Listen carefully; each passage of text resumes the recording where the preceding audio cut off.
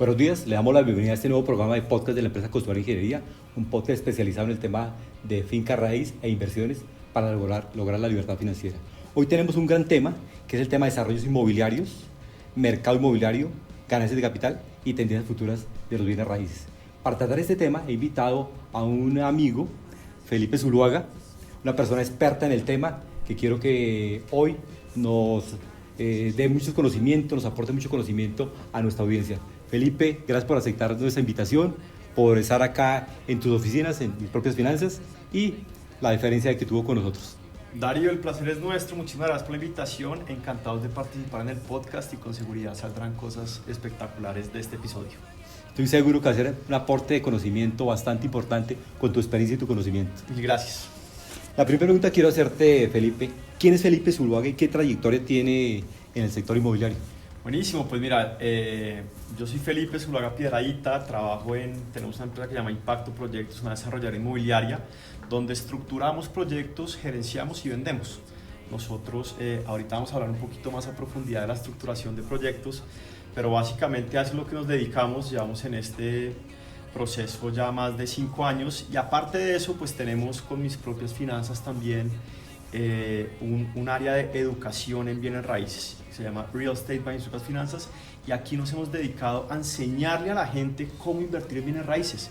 El universo de los bienes raíces es muy amplio y la gente es donde más quiere invertir, pero no lo conoce a profundidad. Entonces también nos hemos dedicado a educar a la gente cómo invertir, cómo tomar la mejor decisión, cómo escoger el mejor proyecto, cómo escoger un fondo inmobiliario, todo el tipo de cosas que existen en el mundo de los bienes raíces para que puedan tomar la mejor decisión de inversión.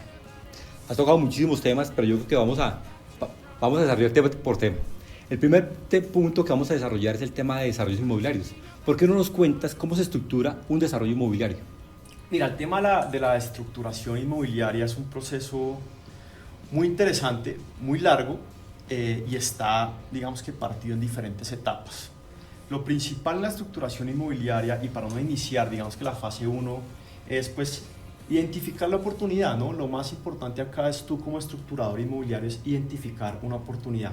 ¿Y esto cómo se hace? Es básicamente encontrar ya sea un terreno, un lote o una casa que puedas comprar en un lugar donde puedas construir un desarrollo inmobiliario. Y también acá lo importante es escoger o pues identificar el producto correcto, ¿no? Parte de la estructuración y arrancar la estructuración es identificar qué producto inmobiliario es el correcto para esa zona. ¿Por qué razón? Porque lo peor que tú puedes hacer es encontrar un lote en una zona buena, pero diseñar el producto incorrecto. Entonces yo hacer un producto comercial en una zona de vivienda donde no va a haber mucho movimiento. O viceversa, en una zona muy comercial, hacer un edificio de vivienda donde la gente no quiere vivir porque hay mucho movimiento de gente. Entonces el tema del producto también se vuelve crítico. La segunda parte, cuando tú escoges, ya digamos, identificas el producto, pues todo el tema de la planeación. Y en la planeación inmobiliaria, pues hay muchos temas que tú tienes que identificar. Y lo más importante, o pues de las cosas más importantes, es el tema de la norma, ¿no? Y es, tú no simplemente en cualquier lote puedes construir lo que sea. Hay unas normas, hay unos planes de ordenamiento territorial que te dicen tú en esa zona qué puedes construir. Entonces, para tú poder empezar a hacer una factibilidad financiera, una prefactibilidad, empezar a diseñar, primero tienes que entender yo qué puedo hacer ahí. Entonces, es muy importante que te asesores, pues si tú no tienes el conocimiento, asesorarte de los urbanistas o los abogados correctos para que te digan, oiga, mire, en ese lote, de acuerdo al área, de acuerdo al plan de ordenamiento, usted puede construir esto, ¿no? Entonces, puede construir un edificio, puede construir locales comerciales. Digamos que el plan de ordenamiento lo que hace es diseñar o organizar la ciudad de tal manera que ya saben en qué localidad, en cada barrio, en cada zona, qué se puede construir. Entonces eso es muy importante. Entonces esas son las dos etapas principales, ¿no? Todo el tema de escoger el producto, escoger la zona. Tú muy bien lo sabes, en el tema de bienes raíces, como siempre lo dicen, de location, es lo más importante, claro. La zona donde vas a construir. Entonces, escoger muy bien la zona y después ya empezar con todos los estudios de normatividad, todos los estudios medioambientales que se vuelven tan críticos en este momento, ¿no? Yo qué tengo que hacer ahí en temas medioambientales y pues ahí ya pasar a un tema mucho más financiero. Perfecto. Has tocado dos etapas del proceso de estructuración de un desarrollo inmobiliario, la parte de investigación, la parte de planeación. Hablemos un poco de la parte de financiación, que es donde hay un cuello de botella para muchos constructores que dicen, yo tengo toda la experiencia, pero no sé cómo desarrollarlo. ¿Por qué nos cuentas cuáles serían las formas de apalancamiento de un desarrollo inmobiliario? Buenísimo, entonces el tema de financiación es muy crítico y es parte digamos, es el eje central de cualquier estructuración inmobiliaria y cualquier desarrollo inmobiliario. ¿Y por qué razón? Uno tiene que tener como un cierre financiero muy claro antes de empezar el proyecto. Con el cierre financiero, ¿a qué me refiero? Es, tú tienes la financiación, ya sea de las diferentes fuentes, que ahorita hablamos de eso, porque tú, con las preventas que hagas de tu proyecto, o sea, tú arrancas a vender, pero normalmente las fiduciarias no te entregan ese dinero a las preventas hasta que tú no llegues a un punto de equilibrio en ventas. Entonces tú vas a tener que pagar el arranque de tu obra con alguna fuente de financiación. Y en fuentes de financiación nosotros vemos tres opciones, ¿no? Entonces la primera, la más tradicional, y es los bancos. Entonces, pues tú presentas tu proyecto ante los bancos, les dices, oiga, yo quiero un crédito constructor, este es el proyecto que voy a hacer, queda en esta zona, estas van a ser mis ventas, tengo en ventas X apartamentos ya vendidos o X metros comerciales, lo que sea, pero pues el banco te presta la plata para tú arrancar tu desarrollo inmobiliario. El banco obviamente pues te pone una cantidad de condiciones para desembolsarte la plata, entonces pues el banco es la forma tradicional de financiar los proyectos, pero pues también es la que más condiciones te pone. Entonces, la segunda fuente de financiación son inversionistas privados, ¿no? Entonces, ahí hay como dos fuentes. Inversionistas privados puede ser, ya sea, pues, grandes capitales, un fondo de capital privado, inmobiliario, o pues tú conseguir una serie de personas que quieran invertir en tu proyecto, que confíen en tu proyecto, que vean en ese proyecto una buena fuente de rentabilidad, pero pues ahí digamos que tú tienes que demostrarle al inversionista que te va a entregar la plata porque esa es una fuente de rentabilidad futura interesante, ¿no? Entonces ahí lo que se ve mucho es que la gente busque ya sea pues inversionistas privados como fondos de capital o crear fideicomisos donde la gente invierta su capital. Yo le digo, oiga, bueno, vamos a hacer este edificio que me va a costar, por decir cualquier cosa, 10.000 millones. Okay. Necesito que cada uno ponga cada día 2.000, 5 amigos, y pues lo construimos entre nosotros, ¿sí? Y pues la tercera fuente de financiación, la menos probable, pues es el bolsillo propio, y es que tú tengas el capital para hacerlo. Sin embargo, pues en bienes raíces los proyectos son bastante grandes, necesitan de muchísimo capital, entonces pues normalmente hacerlo con el músculo propio no es lo más normal o lo más sencillo. Pero esas son las tres fuentes, ¿no? Banca tradicional, inversionistas privados o pues músculo propio. Perfecto. La siguiente etapa en un proceso de estructuración de desarrollo inmobiliario es la parte de ejecución y construcción. ¿Por qué no nos cuentas cómo hacen esa parte? Esa es digamos que la parte de las partes más críticas porque es ya cuando se hace todo el diseño y pues toda la construcción como tal. Y ahí lo más importante también en el tema de desarrollo inmobiliario y en el tema de construcción es pues es el tiempo, ¿no? Todas las demoras que uno tenga construyendo le están pegando a la rentabilidad. ¿Por qué razón? Porque como uno se financió, entre más se demore, pues más intereses va a estar pagándole al banco o a los inversionistas privados. Entonces, la construcción se vuelve muy crítica en cuanto a tiempos de construcción y en cuanto a ejecución de presupuesto. Porque obviamente tú haces un presupuesto hoy, entonces dices, mire, más o menos construir este edificio me va a costar 10.000 millones. Si yo no logro hacer un cierre financiero rápido, si yo no logro llegar a mi punto de equilibrio para empezar a construir rápido, y si me demoro 2 años, 3 años en llegar a eso, cuando yo arranque a construir en 3 años, pues mi presupuesto ya va a estar muy desactualizado. Claro. Entonces probablemente eso va a estar muy demorado. Entonces en el tema constructivo hay dos cosas. Si uno es constructor, pues obviamente uno tiene todas las capacidades. Nosotros no somos constructores. Entonces nosotros ¿qué hacemos? Nosotros siempre nos aliamos con un constructor experto en ese tema que se encarga de toda la construcción del proyecto. Y ahí es clave pues aliarse con la gente correcta. Nosotros en Impacto Proyectos, en la desarrolladora que tenemos, siempre hemos sido muy conscientes de que la clave y el éxito está en rodearse de las personas correctas. Entonces yo tengo que aliarme con el mejor constructor, yo tengo que aliarme con los mejores abogados, con los mejores diseñadores, porque uno no puede ser el mejor en todo. Yo no puedo ser el mejor estructurando, gerenciando, construyendo, vendiendo. Entonces nosotros lo que tratamos de armar siempre es un equipo de trabajo que me permita ser exitoso en el desarrollo total del proyecto inmobiliario, que como lo hemos hablado tiene muchísimas fases. Me parece muy importante lo que dices acerca del tiempo, porque un proyecto de desarrollo inmobiliario puede tardar básicamente unos 3 años, 3, 4 años. Y si nos pasamos del tiempo que tenemos proyectado, pues lógicamente vienen variables como la inflación, que nos van a afectar el proyecto y pues lo van a hacer que ya no sea inviable.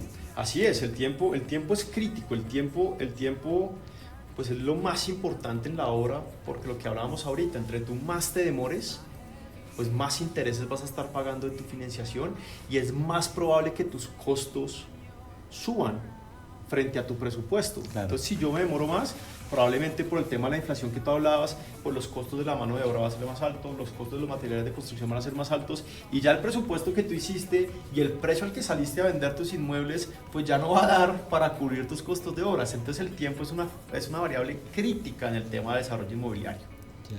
Una etapa importante también es la parte de las ventas y las preventas. ¿Por qué nos cuentas cómo manejan esa estrategia de ventas en la empresa? Pues como todo negocio, sin ventas no hay nada, ¿no? Entonces, en el desarrollo inmobiliario uno puede diseñar unos renders espectaculares, hacer una estructuración financiera espectacular, todo está divino, pero si uno no vende, pues esto no tiene sentido. Correcto. Entonces, la parte de las ventas, las preventas, como tú las preventas son muy importantes porque las preventas son lo que tú tienes que vender para poder llegar a ese punto de equilibrio, porque ese punto de equilibrio, ¿qué te desencadena? Te desencadena que la fiduciaria te entregue esos recursos de los compradores y que los bancos te desembolsen el dinero del crédito constructor. Previo a eso, pues tú estás usando la inversión de tus inversionistas privados o tu músculo propio. Entonces, pues el tema de las preventas y ventas se vuelve muy importante. Y también lo más importante es el tema de las ventas y la escrituración, porque de nada sirve tú construir todo el edificio, haberlo vendido, si te demoras mucho escriturando, pues todo ese tiempo que te demores también le va a estar pegando directamente a tu rentabilidad, porque los recursos de los créditos hipotecarios de los compradores son los que tú usas para poder pagar el crédito constructor. Nosotros, ¿cómo lo hacemos? Pues somos muy agresivos en el tema de mercadeo, hacemos estrategias de mercadeo muy fuertes de entrada para poder vender y ojalá llegar al punto de equilibrio lo más pronto posible. Y dependiendo del tipo de proyecto, pues hay diferentes maneras de hacerlo, ¿no? Es distinto un mercadeo si tú estás vendiendo apartamentos bis, o si estás vendiendo locales comerciales, o si estás vendiendo bodegas, o si estás vendiendo estrato 6. Las estrategias de mercadeo que debes usar son muy distintas y por eso es tan importante definir muy bien el proyecto, pues para tú saber qué estrategia de mercadeo usar. Ya. Hemos tratado ya las diferentes etapas, ya sería la última etapa, la parte de evaluación. ¿Cómo ves ya la parte de evaluación? Ya está el proyecto ejecutado, ¿cómo lo evalúas al final? Pues al final uno lo que siempre busca es, pues obviamente que el proyecto genere rentabilidad, ¿no? Como tú dices, un proyecto inmobiliario puede durar 3, 4, 5 años, dependiendo de la magnitud. Al final lo que nosotros evaluamos una vez cerramos un proyecto es pues, tiempos de ejecución, eso cómo afectó mi presupuesto, pues sí, cómo afectó el presupuesto que tenía, las ventas.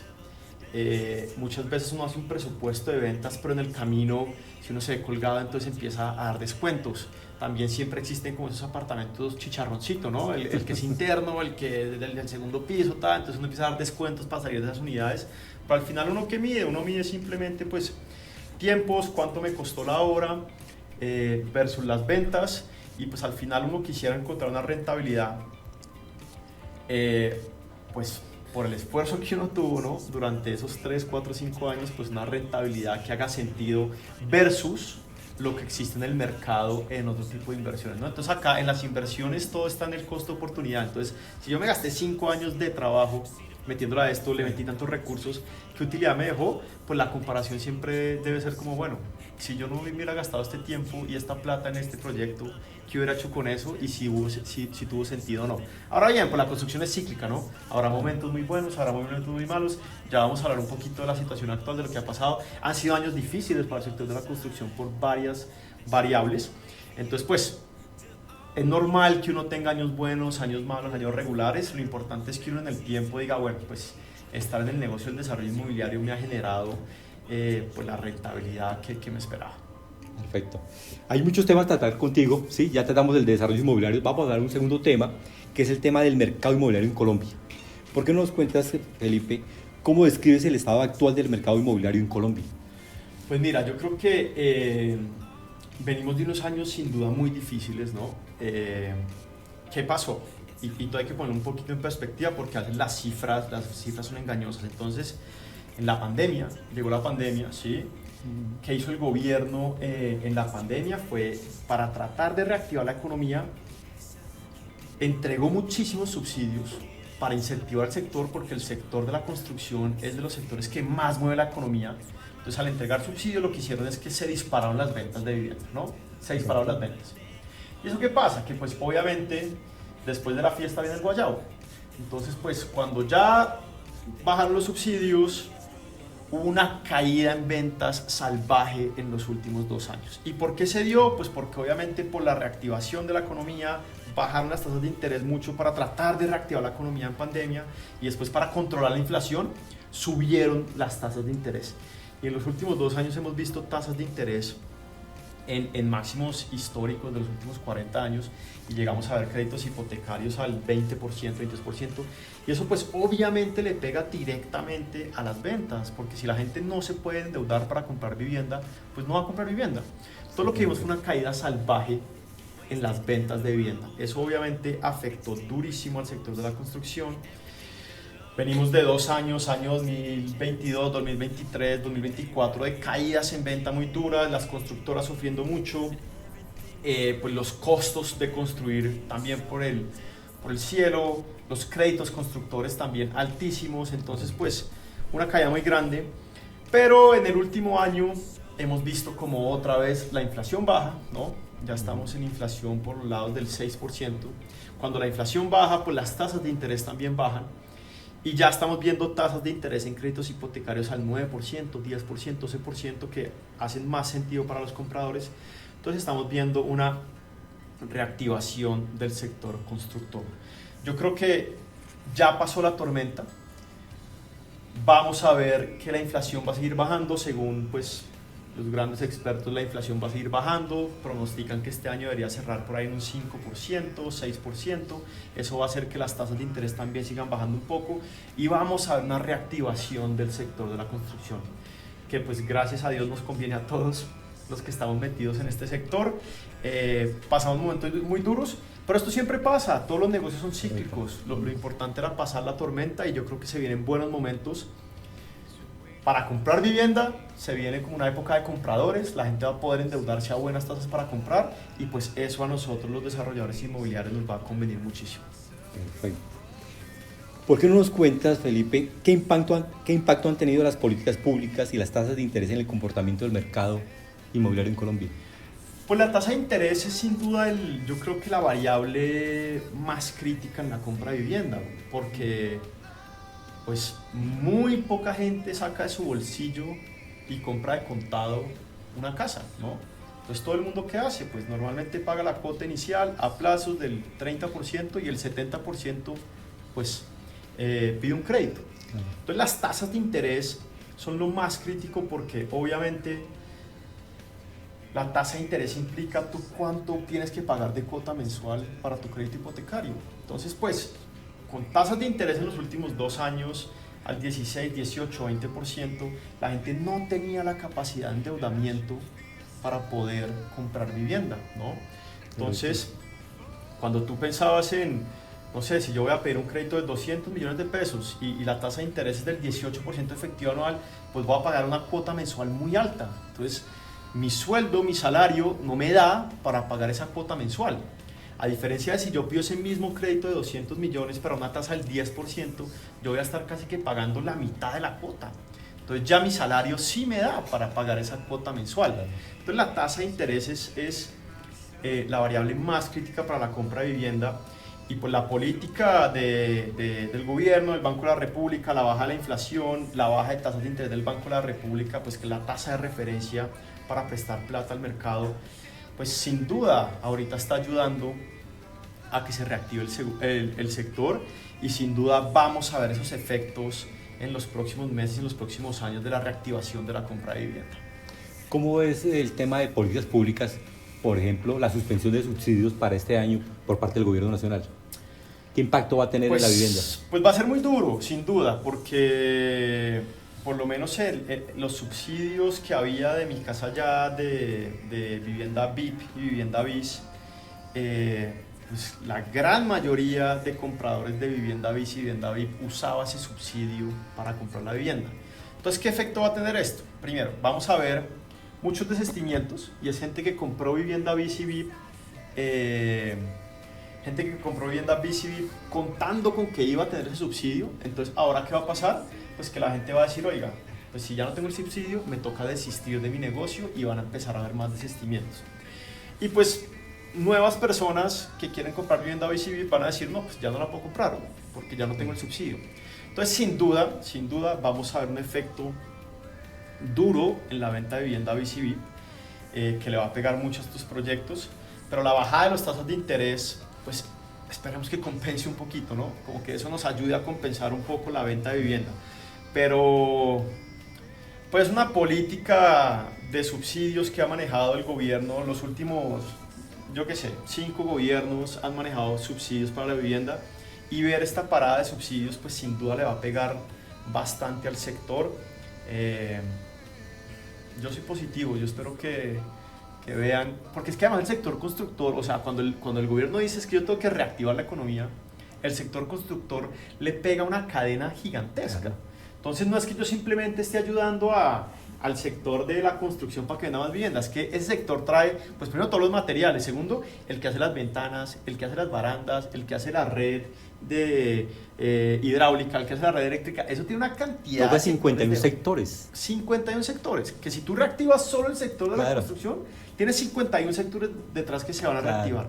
Entonces, pues yo creo que el gobierno va a caer en cuenta de eso, porque si hay una manera de reactivar la economía, es reactivando el sector de la construcción. Perfecto.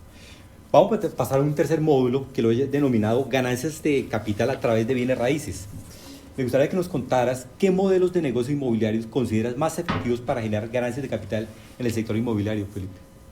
Pues mira, yo creo que como todas las inversiones, a mayor rentabilidad esperada, pues también hay mayores riesgos. Y en el sector inmobiliario uno tiene que tener eso muy presente. ¿Por qué razón? Porque la gente suele cometer el error de comparar peras con manzanas. ¿Y a qué me refiero? Entonces la gente dice, oiga, no, es que si yo compro un apartamento normal y lo pongo a rentar, eso más o menos me va a dar el 0,4, 0,5% mensual. O sea, eso me está dando el 5%, 6% de rentabilidad al mes. Correcto. Entonces dicen, no, qué negocio tan malo, ¿sí? Entonces, no, yo me voy a meter entonces más bien en el negocio de las rentas cortas, que está tan de moda, porque o sea, yo veo que eso me puede dar es más bien un 1% mensual, ¿sí? Entonces yo digo, no, eso me da el 12% al año. Claro, eso puede pasar, pero ¿a qué nivel de riesgo? Tú la renta tradicional, pues el riesgo es muy bajito. Tienes tu apartamento, firmas un contrato a 1 año y vas a recibir tu renta todos los meses. El riesgo sí, que me incumplan, que se me vaya, existen esos riesgos. Pero pues es la probabilidad muy alta de que se te cumpla esa rentabilidad. Ahora bien, en otros modelos de negocios como la renta corta, los co-livings, como este tipo de nuevos modelos de negocio, hay probabilidades de que uno tenga rentas más altas, sin duda, ¿sí? Pero, pues, hay muchísimos más riesgos implícitos, porque uno tiene que operar esos inmuebles. Entonces en la renta corta tú tienes que tener una operación de turistas, tienes que recibir a la gente, están usando el apartamento todo el día, entonces hay más daños, tienes que estar cambiando los muebles. Entonces, pues, yo creo que ahorita hay unos modelos súper interesantes. Entonces está el tema de las rentas cortas, todo el tema del turismo, está el tema de los co-livings, ¿no? Entonces todo el tema de espacios más pequeños, pero zonas comunales amplias, grandes para jóvenes, donde la renta del metro cuadrado es más alta, entonces te puede generar mayor rentabilidad. Los temas de vivienda para adulto mayor se ha vuelto súper interesante. Entonces, pues, ya hay muchos modelos de negocio muy interesantes en el tema de bienes raíces que toca analizar, pero lo importante acá es que tú no compares peras con manzanas, sino que seas muy consciente de los riesgos que estás corriendo con cada uno de los modelos para decidir en cuál te quieres meter, y no simplemente veas un proyecto de renta corta, probabilidad de rentabilidad esperada 15%, renta tradicional, probabilidad esperada 6%, no, entonces me voy por el de renta corta porque me da el 15% en vez de 6%. No, es que estás viendo productos distintos. Tú no puedes, pues, digamos que comparar esas dos cosas, sino que tienes que entender qué riesgos tiene cada uno, y dependiendo de ese riesgo, yo como inversionista, pues cuál es mi, digamos, si yo soy más conservador, moderado, si yo soy más arriesgado, y decir, bueno, como yo soy más arriesgado, entonces me voy a meter una renta corta porque, pucha, me quiero meter a operarlo y generar más rentabilidad, o no, yo sí quiero departamento, rentable a un año, estar tranquilo y que esa vaina me genere el 0,5% mensual. Muy interesante el análisis que haces, Felipe, porque también depende del tipo de inversiones que uno sea, ¿no? Sin duda. Si es arriesgado o si es moderado, pues uno dice en qué riesgo me meto.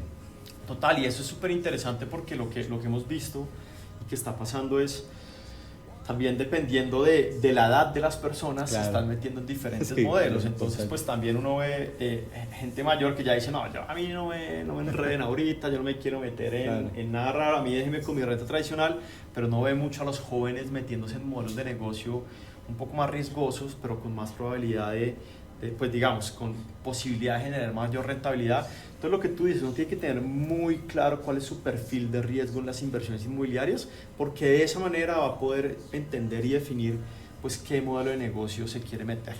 Perfecto. Otra pregunta, Felipe, ¿qué opinas de los fondos inmobiliarios para obtener ingresos pasivos? Mira, los fondos inmobiliarios a mí me parecen espectaculares. Digamos que un fondo inmobiliario, ¿qué es tú a través de lo que se llama un gestor profesional, es gente experta que hace esto todos los días. Ellos lo que hacen es comprar una serie de activos, muchos, entonces no sé, tienen 100 activos y tú compras un pedacito de ese fondo. Entonces tú eres dueño de una acción de ese fondo y esa acción de ese fondo te hace dueño de una partecita de esos 100 inmuebles. Entonces a mí los fondos inmobiliarios, ¿por qué me gustan? Porque primero, pues te permiten entrar desde bajos montos. Entonces, pues yo ya no necesito grandes capitales para meterme en el mundo de bienes raíces. Entonces, solo por dar un ejemplo, el PEI, que es el fondo inmobiliario más grande de Colombia, que está listado en la Bolsa de Valores, la acción del PEI está, creo que 85.000 pesos. Tú con 85.000 pesos puedes entrar al mundo de los bienes raíces, y con 85.000 pesos tú eres dueño de una partecita de los 130 inmuebles que tiene el PEI. Tú recibes rentas, ¿sí? Entonces es una buena manera de entrar. Ahora bien, pues ¿qué implicaciones tienes? Que obviamente pues tú estás entrando a través de un gestor profesional que cobra por gestionar tus activos. Entonces tú también tienes que ser consciente de que esa gente te va a estar cobrando un fee de administración todos los meses por eso. Entonces pues tu rentabilidad puede bajar un poco porque pues le estás pagando a ellos por manejar tus inmuebles, pero tu tranquilidad es que la gente más experta del país en bienes raíces te está manejando tus inmuebles y que tú puedes tener una diversificación. Entonces, en vez de yo meter una cantidad de plata en un inmueble, que si me lo dejan vacío, yo dejo de recibir en rentas, tú acá estás siendo dueño de 130 inmuebles, que si me sueltan uno, bueno, tengo 129 que me cubren un poquito esa vacancia. Entonces, a mí los fondos inmobiliarios me encantan. Son también un poco volátiles los que están listados en bolsa, pues porque suben las tasas de interés, ellos también están endeudados, entonces baja la rentabilidad. Pero también, ¿sabes qué me gusta mucho de los fondos? Que te permiten aprender también mucho, porque entonces tú al hacerte accionista, por ejemplo, del PEI, y no tengo nada que ver con el PEI, solo lo estoy usando de ejemplo porque está listado en la bolsa, pero no tengo que ver nada con ellos. Pero al tú hacerte accionista, entonces ya participas de las asambleas de accionistas, ya recibes sus informes. Entonces ya empiezas a aprender y a untarte del tema y a aprender bastante sobre bienes raíces y cómo esa gente que es la gran experta, pues analiza bienes raíces. A mí me parece muy interesante los fondos inmobiliarios, Felipe, porque ya uno puede ser propietario de un inmueble con un monto muy bajo, de 85.000 pesos. Antes tenía que tener unos 100, 200, 300 millones de pesos y es muy complicado tener esa suma. Hoy es propietario de muchos inmuebles con una suma muy bajita. Total, ya la excusa que uno le dice, no, es que yo no tengo plata para meterme en el mundo de bienes raíces. No me diga eso, que es que 85.000 pesos ya cuesta ir a almorzar en el corral. O sea, correcto. Si usted se quiere meter en el mundo de bienes raíces, todo el mundo lo puede hacer. Porque desde 85.000 pesos tú puedes comprar la acción del PEI. Ya para ir terminando, Felipe, ¿por qué no nos das unos tips, unas recomendaciones de inversión, oportunidades para que la comunidad pues invierta en bienes raíces, en desarrollos inmobiliarios? Mira, yo creo que para mí obviamente pues porque es en lo que trabajo todos los días, las inversiones en bienes raíces es lo que más me gusta, es lo que más conozco. Entonces la primera recomendación muy sencilla es pues inviertan en lo que conozcan, ¿no? Las inversiones no son el casino. Acá nadie se hace rico de la noche a la mañana. Entonces, lo primero es estudien, analicen, aprendan de algo, enamórense de algo. Por ejemplo, yo trabajo en bienes raíces y es lo que hago todo el día y por eso me gustan estas inversiones. Yo, digamos, no soy el gran experto en bolsa. Entonces, yo en bolsa tengo unas inversiones, pero no es en lo que estoy metido todo el día, porque no es en lo que soy experto. Entonces lo primero es inviertan en lo que sean expertos. Lo segundo, en bienes raíces hay infinidad de opciones y de todos los valores. Acabamos de hablar de fondos inmobiliarios, que pues es una forma de entrar desde montos muy bajos. Hay otras cosas como los crowdfundings que están saliendo mucho, que también desde bajos montos uno puede entrar. Ahí toca analizar mucho más a profundidad, porque pues no son reguladas, toca entender muy bien cómo son los modelos legales, pero ahí también hay muchas maneras de entrar desde bajos montos a invertir en bienes raíces. Ya si quieres comprar un inmueble, analiza la cantidad de modelos de negocios que hay. Entonces, quieres comprar un apartamento para una renta tradicional, quieres comprar un apartamento para hacer rentas cortas, o quieres comprar en un co-living o en un senior living, o más bien quieres comprar sobre planos y tratar de ganarte una ganancia de capital con el desarrollo del proyecto, o más bien te quieres meter en el tema de locales comerciales, o te gusta más el tema industrial y de bodegas. Entonces, el mundo de bienes raíces, el error que la gente comete es que dice, este mundo es comprar una casa y arrendarla. No, hay una infinidad de opciones que uno puede analizar e invertir. Entonces lo que les diría es, conozcan las diferentes opciones, conozcan sus diferentes riesgos y rentabilidades y decidan en qué se quieren meter.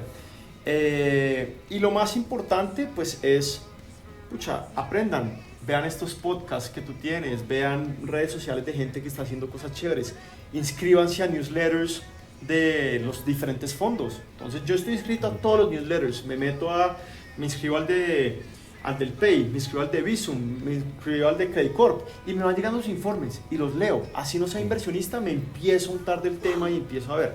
Y de esa manera pues yo creo que uno entre más educación tenga, pues va a entender mejor dónde hacer sus inversiones y va a dormir más tranquilo. Perfecto. Pues Felipe, hay muchos temas, tratamos de abarcar la gran mayoría, pero yo creo que nos quedan muchos temas en el tintero. Te hago una segunda invitación, un podcast en el futuro. Por favor. Entonces, pues, agradecerte este tiempo. Yo creo que fue de bastante valor para la comunidad. Yo creo que la gente se lleva un valor bastante importante en ese podcast. Pues Darío, te agradezco muchísimo la invitación. Acepto la invitación a la segunda edición de este podcast. La verdad es que este tema es fascinante. Nos encanta participar de estos espacios donde lo que más queremos es educar a la gente, que más gente aprenda sobre este tema, que más gente aprenda de expertos como tú, que llevas tantos años en este negocio, y pues que la gente se enamore de los bienes raíces como lo hemos hecho nosotros. Entonces, mil gracias por la invitación y esperamos vernos en la segunda edición. Perfecto, pues a toda la comunidad pues muy agradecido por la atención, esperamos seguir aportando valor y que nos sigan en nuestras redes sociales. Buena tarde.